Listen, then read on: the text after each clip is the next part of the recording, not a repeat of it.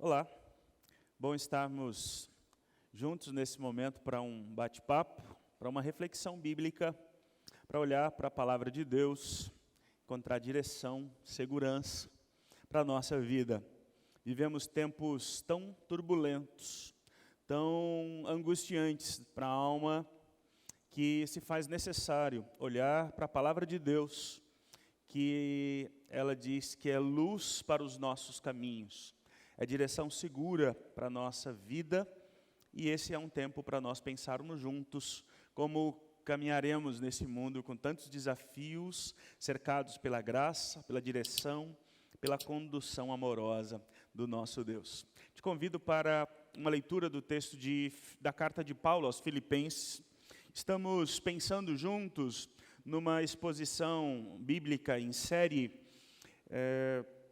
prosseguindo para o alvo, e nesse texto nós chegamos a um texto tão especial, tão precioso, no capítulo 3, a partir do versículo 12, a palavra do Senhor nos diz: não que eu já tenha recebido isso, ou já tenha obtido a perfeição, mas prossigo para conquistar aquilo, para o que também fui conquistado por Cristo Jesus.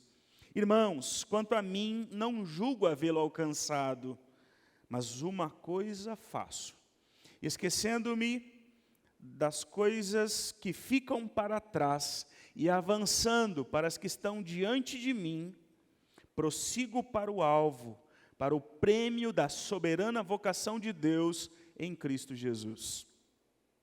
A nossa exposição está na continuidade desse texto, até o final do capítulo 3, onde nós podemos olhar para a vida do grande apóstolo Paulo, agora na sua velhice, numa prisão romana, por pregar e viver um evangelho tão na contramão daquele tempo, e ainda hoje nos convida a reavaliar a nossa postura de caminhada como cristãos nesse mundo.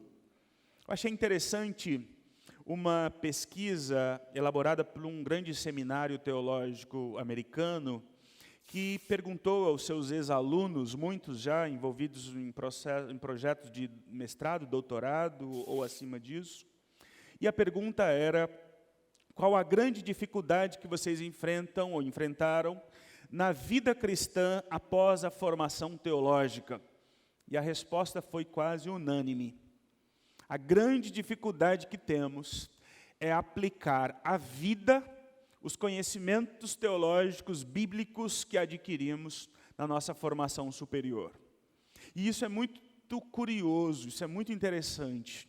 Se homens que tiveram a oportunidade de debruçar-se sobre um conhecimento aprofundado de verdades bíblico-teológicas extraordinárias, continuam na sua caminhada da fé com dificuldade em aplicar ou sintonizar, harmonizar a verdade de Deus ao seu dia a dia.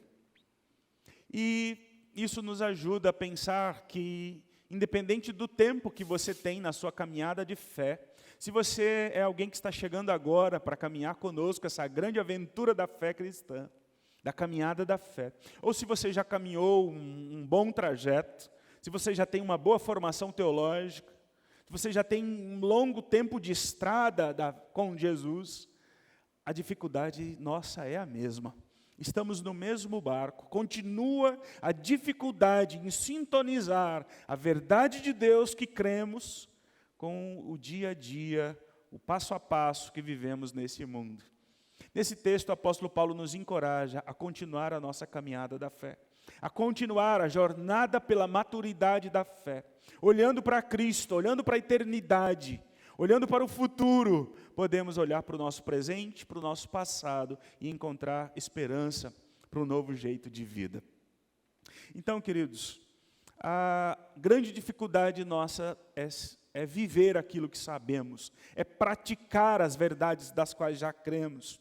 E o desafio é para todos nós, estamos juntos nessa caminhada. Não é tempo de desanimar, mas de recomeçar, de redescobrir modos de caminhada com Cristo Jesus nesse mundo.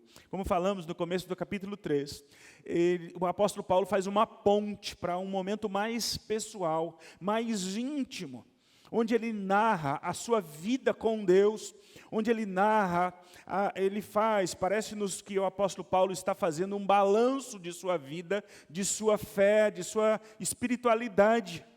Um homem já velho, um homem cercado de circunstâncias tão desfavoráveis, consegue olhar para a sua vida, consegue estruturar a sua vida no passado, no presente e no futuro, e nos convida a caminhar junto com ele, olhando para a nossa vivência neste mundo.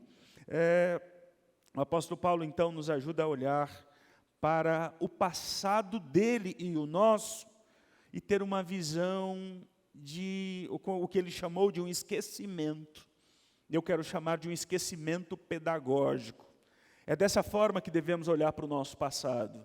Com esquecimento, mas um esquecimento do qual eu desfruto de lições, de verdades, de instruções valiosas para o meu presente e para o meu futuro.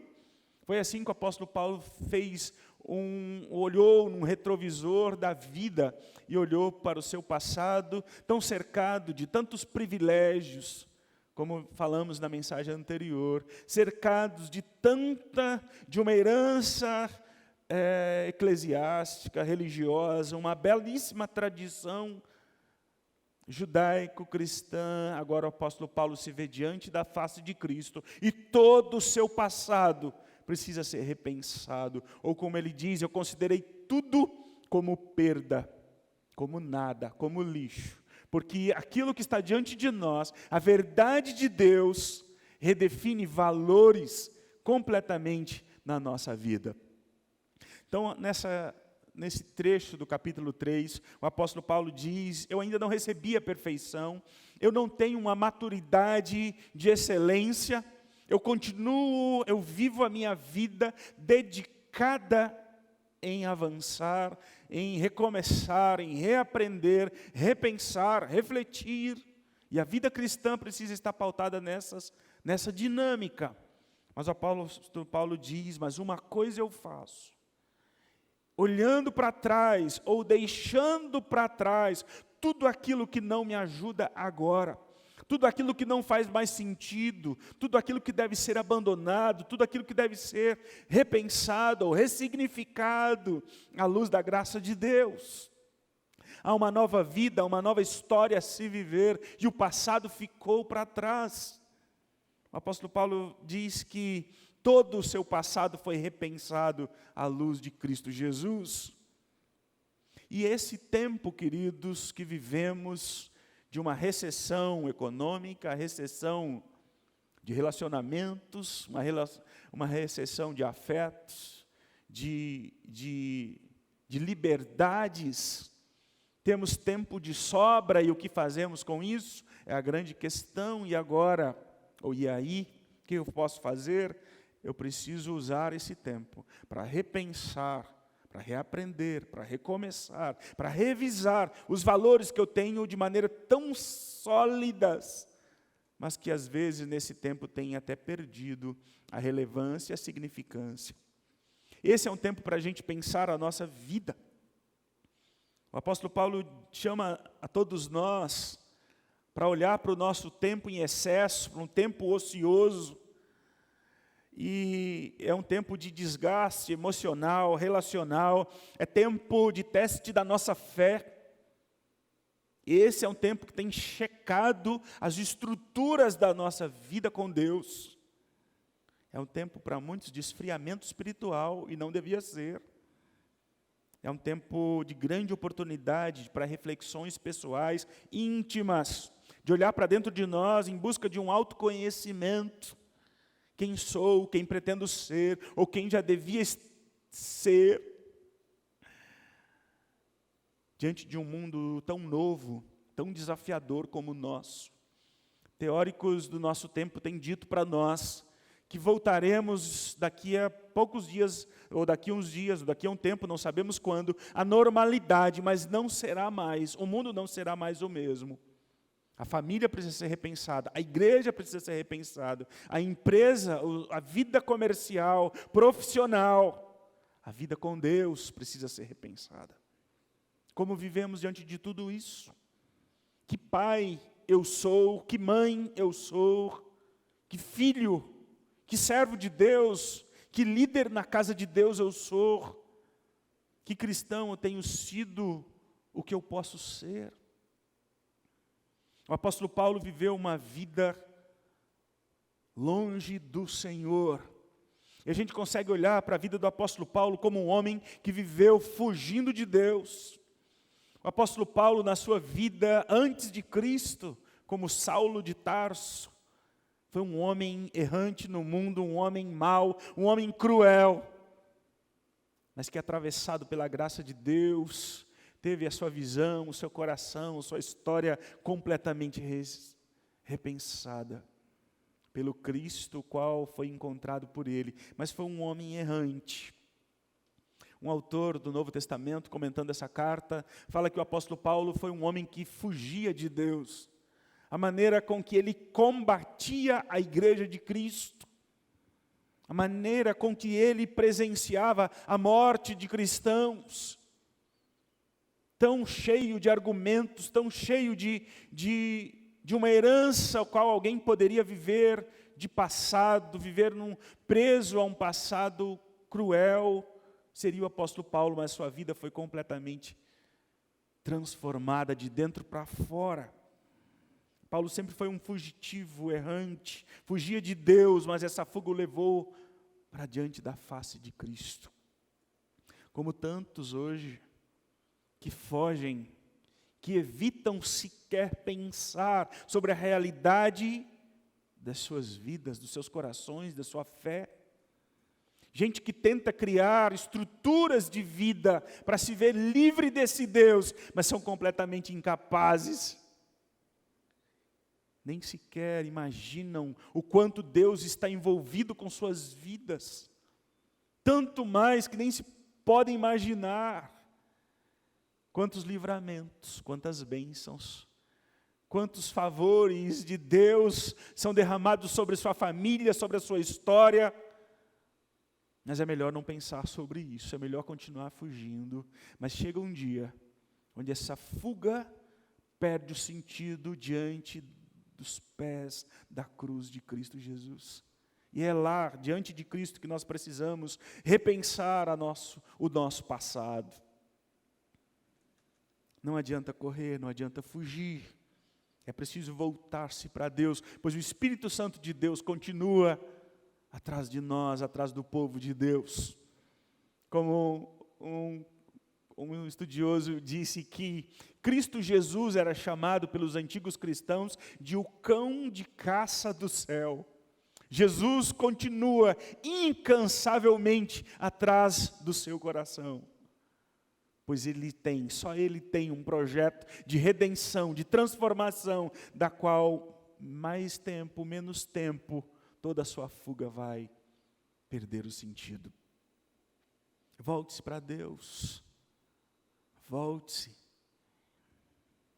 Entregue o seu passado, por pior que ele seja, por mais vergonhoso, ou por mais digno de pena, de dor, de tantas coisas.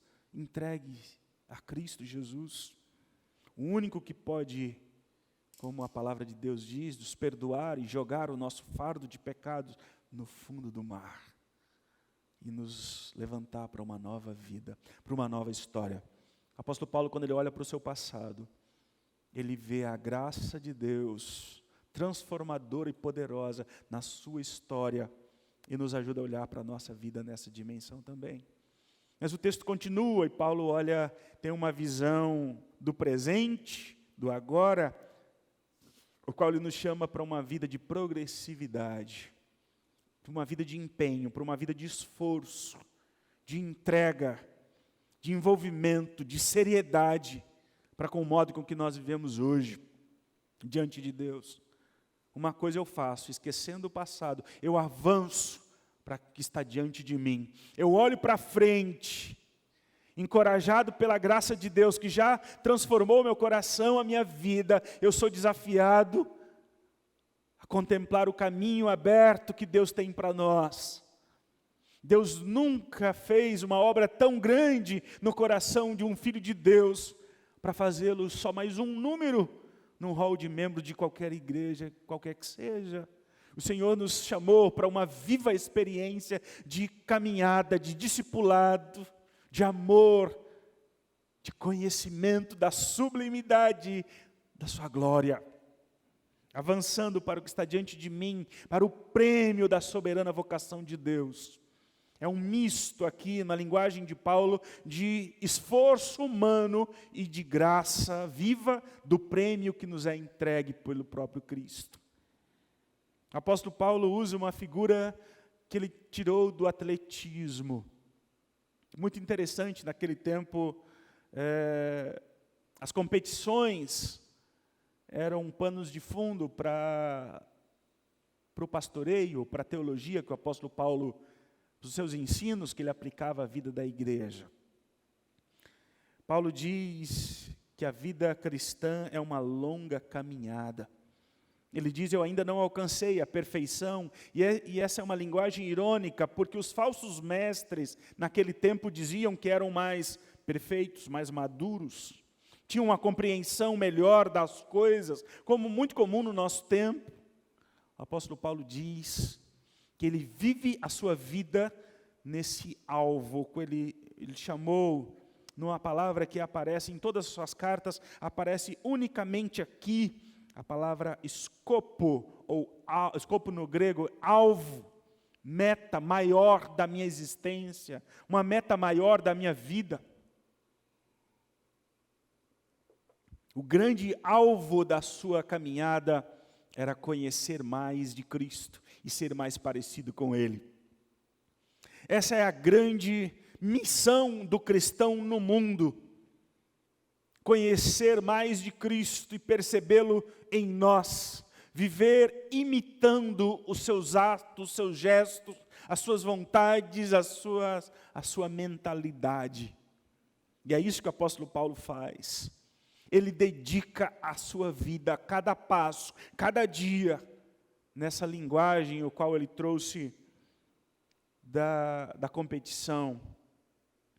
Ele diz, eu prossigo para o alvo. E a palavra prosseguir no grego é a palavra que era usada para quando ele perseguia a igreja, com todo o ânimo, com todo o empenho. E essa palavra também é usada naquele contexto para um caçador que está exclusivamente focado na sua presa, na sua caça. Essa linguagem é muito curiosa, porque Paulo diz para nós que o cristão precisa definir um alvo na sua vida e persegui-lo com exclusividade. Não que todas as nossas ações no mundo percam o sentido e viveremos exclusivamente para Deus, não nesse sentido, mas que em tudo que fizermos, em qualquer área da nossa vida no mundo, estamos ainda vivendo para Deus, para a glória dEle, diante da face dEle. Paulo havia uma dedicação exclusiva a um desenvolvimento de caráter e de maturidade na fé. Ele persegue com todas as forças o seu alvo maior. E esse é um grande desafio para nós. E essa palavra alvo, o escopo, tem a ideia daquela linha de chegada, aquela fita que cruza ou que define a barreira da chegada de uma competição.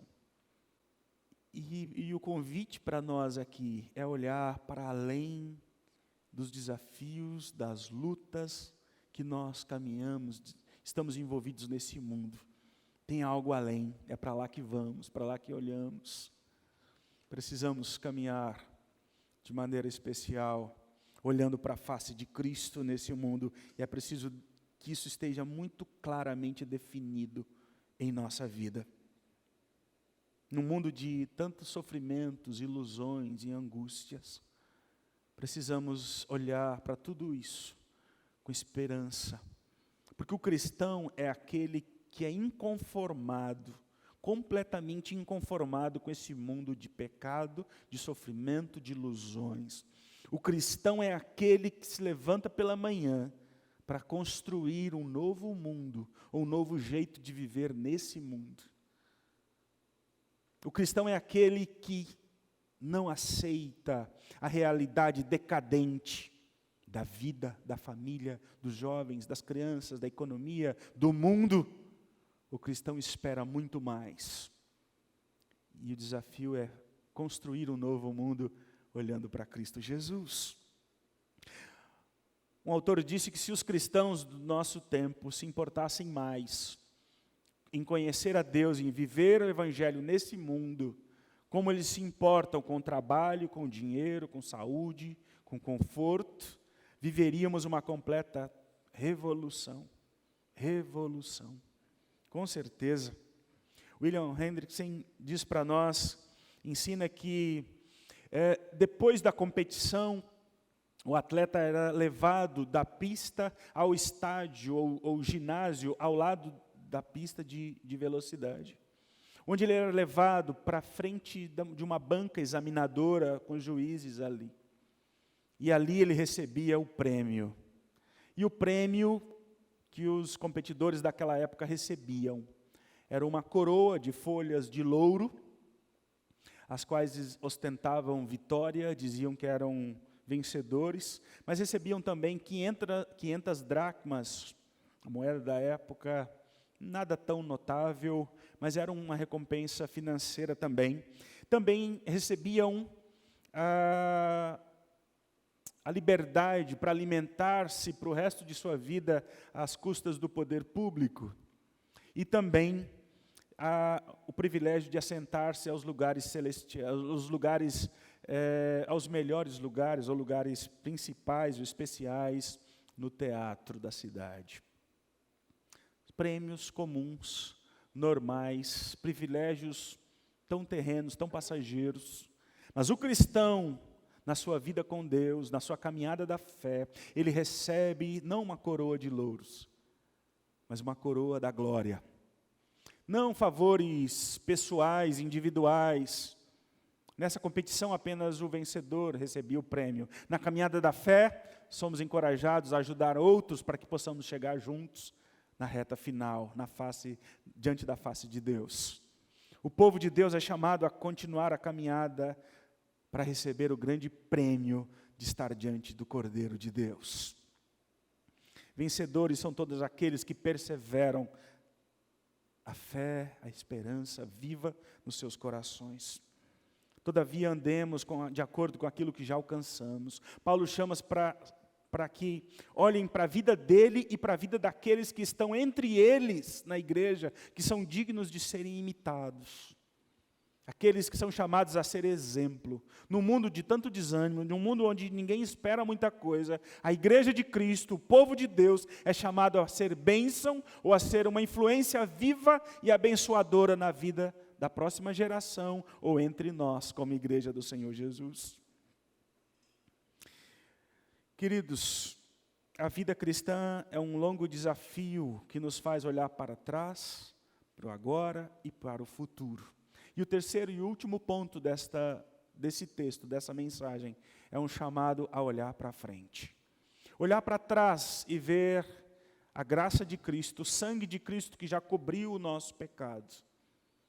Olhar para o presente como um grande desafio de continuidade, de aperfeiçoamento, de busca de maturidade, de fortalecimento da fé. E olhar para o futuro e ter uma visão especial da eternidade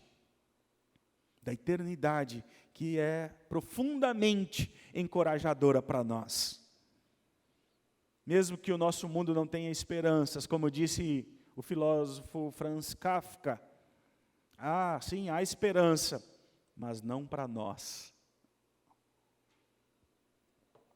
Mário Quintana diz para nós que o brasileiro é um povo condenado à esperança.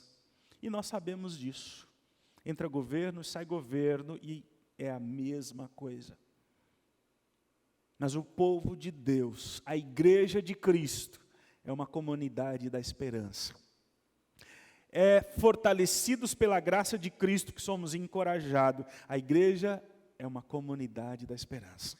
Nossa fé não está firmada nas circunstâncias desse mundo, mas na palavra viva, na promessa daquele que venceu a morte ao terceiro dia, que está vivo, glorioso e reina absoluto sobre todas as coisas. E Paulo, então, a partir da visão do futuro, da eternidade, da nossa pátria que está no céu, é o versículo 20.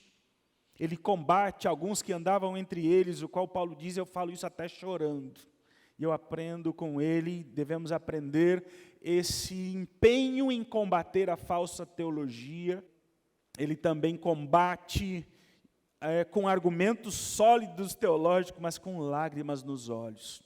O povo que serve a Deus, principalmente a liderança da igreja de Cristo, precisa ser um povo que chora pelo povo de Deus, com o povo de Deus, que gosta de gente, não gosta só da evidência, só de servir em comunidade, mas no dia a dia. Nesse tempo se faz necessário homens e mulheres de Deus que estão servindo com amor, mesmo no anonimato. Esse Deus vivo que nos chama a ser igreja e viver como igreja. Paulo combate esses falsos mestres. E diz que o Deus deles é o ventre. São profundamente egoístas. Olham para si mesmos como padrão de verdade e não são. Olham para si mesmos como seres profundamente idólatras de si mesmo. A glória deles está na sua infâmia. Eles ostentam as suas próprias vergonhas. A igreja de Cristo é chamada a olhar para a pátria celestial e virar o rosto para um mundo de pecado, de homens que tentam levar a igreja a deixar Cristo de vista. A nossa pátria está no céu, o apóstolo Paulo disse. Está no céu. E essa pátria da cidadania, a quais os filipenses ostentavam com tanta honra de serem cidadãos romanos, isso era presente na culinária, na gastronomia, na arte, na música, nos costumes, na cultura, nas vestes, em tudo. O povo de Deus é chamado a viver nesse mundo com os valores do céu. Implantar uma colônia do céu nesse mundo de injustiça, de mentira, de vaidade, de tanta dor. O céu precisa ser visto no nosso modo de caminhar. E é dessa forma que a igreja de Cristo caminha nesse mundo, com os pés nesse mundo cansado, sofrido, mas com o coração almejando o encontro com Cristo, do qual o texto diz, nós somos então peregrinos nesse mundo. Peregrinos, almejamos uma pátria celestial, daquele Cristo que vem, e vem de maneira maravilhosa, trazer vida para um mundo de morte, trazer redenção para um mundo perdido. Por causa dessa expectativa, querido, da nossa vida nesse mundo, os nossos apegos tão grandes a esse mundo precisam ser repensados. Queridos, a segunda vinda de Cristo é a nossa esperança. Onde o apóstolo Paulo fala no versículo 20, de onde nós aguardamos o Salvador e Senhor Jesus Cristo. A vida do cristão nesse mundo é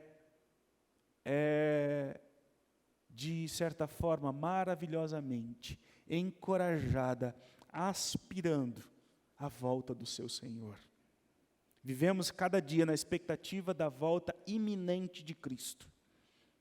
F.F. Bruce, o comentarista do Novo Testamento, diz que cada geração da igreja de Cristo deve gozar do privilégio, ou deve aspirar o privilégio de encontrar o seu Cristo retornando, para estarmos juntos como igreja do Senhor.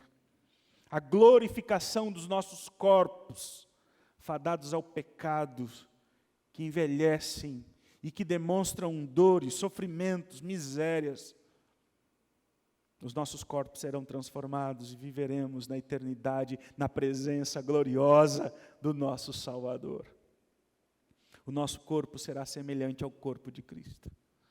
Viveremos em íntima comunhão com Ele. Isso deve encorajar a nossa vida hoje, a nossa fé, despertar para a missão que temos nesse mundo. A nossa pátria está no céu. Nós somos cidadãos de duas pátrias. Vivemos nesse mundo, estamos cercados de todas as implicações disso, mas vivemos com a expectativa tão viva e sólida do grande encontro com o nosso Mestre Jesus. E eu encerro a minha fala com um conto muito curioso que eu ouvi de Philip Nolan, O Homem Sem Pátria. Esse cidadão americano, esse é um conto, ele foi seduzido por alguns golpistas a dar um golpe no governo americano. Então ele é levado diante do juiz e o juiz pergunta se ele tem alguma defesa contra a acusação de que ele tentou dar um golpe no seu próprio país. E ele diz que o diabo leve os Estados Unidos e tomara que eu nunca mais ouça falar desse país.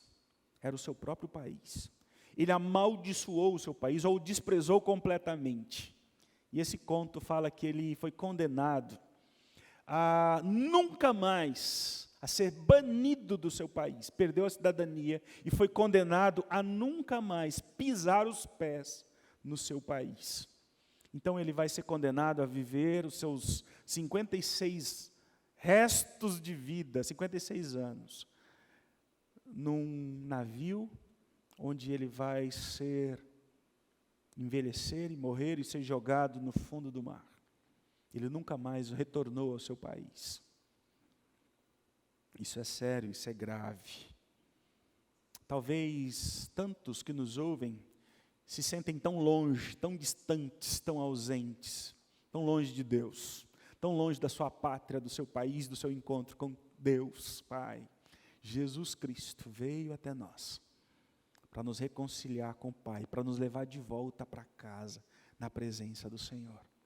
Definitivamente, esse mundo não é o nosso lugar.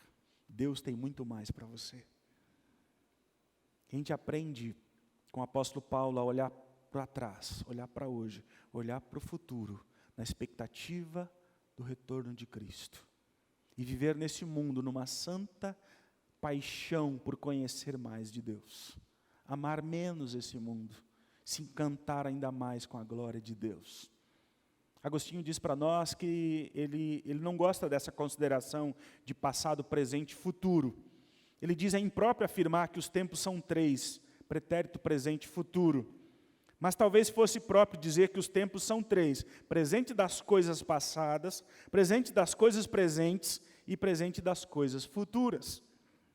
O que ele diz: há três tempos na minha mente: a lembrança presente das coisas passadas, visão presente das coisas presentes e esperança presente das coisas futuras. De fato, passado, presente e futuro estão profundamente interligados com o nosso agora. A sua vida para trás, agora e para frente exige de você uma postura, uma decisão, hoje. E você pode, a partir desse encontro com Cristo, reescrever uma nova história, um novo jeito de viver nesse mundo. E o mesmo Agostinho diz que a esperança tem duas filhas lindas, a indignação e a coragem. A indignação nos ensina a não aceitar as coisas como são, e a coragem nos ensina a mudar aquilo que não concordamos. Indignação pela forma que vivemos nos leva à coragem para tomarmos atitudes novas, escrever uma nova história na presença de Deus. Construir um novo jeito de vida hoje, na presença desse Deus que está conosco. E eu encerro esse tempo com a fala, então, do próprio Agostinho, de uma das frases mais belas, que nos ajuda a olhar para a nossa vida, passado, presente e futuro. E ele diz: o meu passado eu te entrego, ó Senhor, a tua misericórdia. O meu presente eu entrego ao teu amor. E o meu futuro eu entrego à tua providência. Que seja assim na minha e na sua vida. Que em todo o tempo da nossa caminhada, Cristo seja o centro, para a glória dele mesmo. Amém. Vamos orar? Obrigado, Deus, por tua graça viva. Obrigado por tua palavra. Obrigado por esse tempo de reflexão, de meditação. O Senhor conhece a nossa vida, o nosso coração. O Senhor sabe os desafios que nós enfrentamos hoje, no agora, no presente. Mas o Senhor também sabe a luta que enfrentamos da nossa caminhada até aqui. Mas também o Senhor sabe, e como é bom que o Senhor saiba, que o nosso futuro está nas tuas mãos. Descansamos completamente na esperança viva, na expectativa doce do encontro com Cristo. Nos faça, Pai, nesse tempo de tantas lutas, viver para além deste mundo, cultivar no coração verdades tão profundas, que nos façam melhores como ser humano, como teus filhos, em nome de Jesus. Abençoe o nosso mundo, abençoe a nossa igreja, abençoe a nossa cidade, abençoe cada um que nos ouve, em nome de Jesus. Que a graça e a paz do nosso Senhor e Salvador Jesus Cristo, o amor de Deus o Pai, a comunhão e as consolações do Espírito Santo de Deus, seja com teu povo neste mundo, com este mundo tão sofrido, com tantos, ó Deus, que padecem, precisam tanto da tua graça. Em nome de Jesus, abençoe-nos. Amém.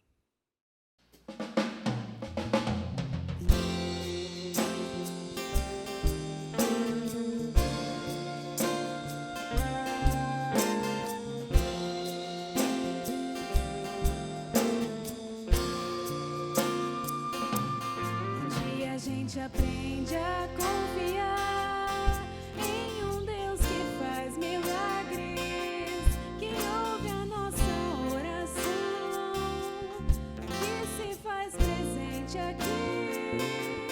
Um dia a gente aprende a dar um passo só de cada vez, mas sem duvidar, mas sem duvidar. Ele continua sendo bom, Ele continua sendo Deus, Ele continua sendo bom, Ele continua sendo Deus.